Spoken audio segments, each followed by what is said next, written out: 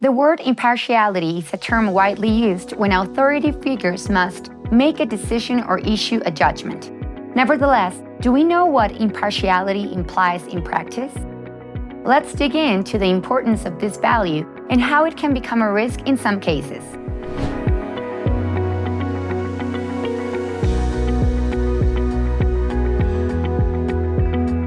The concept of impartiality is defined as the fact of not supporting any of the sides involved in an argument. In other words, the presence of objectivity in making or issuing judgments.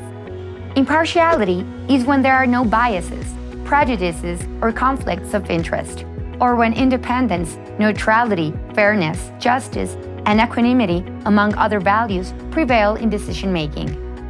For companies, organizations, and the industry in general, impartiality is a concept that must be considered in all processes.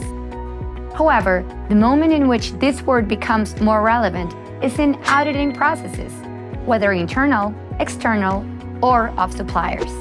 Can you imagine an accounting or anti-corruption department auditing itself?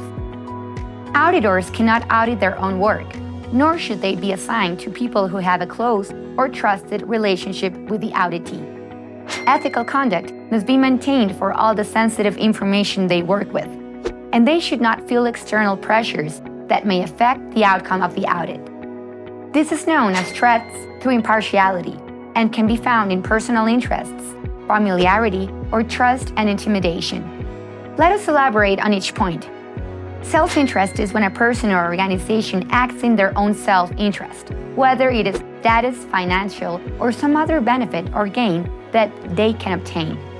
On the other hand, familiarity or trust has to do with a relationship of excessive confidence with the other party, which means that evidence that may affect the evaluation or decision-making is not sought after.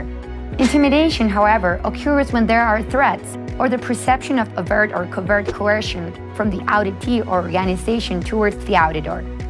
The impartiality and objectivity of the auditors or third parties involved are basic prerequisites for an effective and consistent audit, giving all stakeholders confidence in the audit process.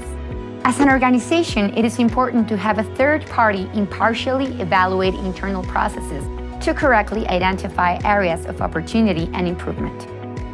As a person with the responsibility to make value judgments, it is necessary to know and identify the moments in which impartiality may be at risk and have the necessary tools to cope with these situations.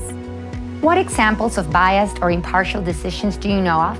In the comments below, share your experiences with this topic, and don't forget to share this video so that it reaches more people. Find out how global standards can help you and your organization with this and other industry-related issues through our social media channels.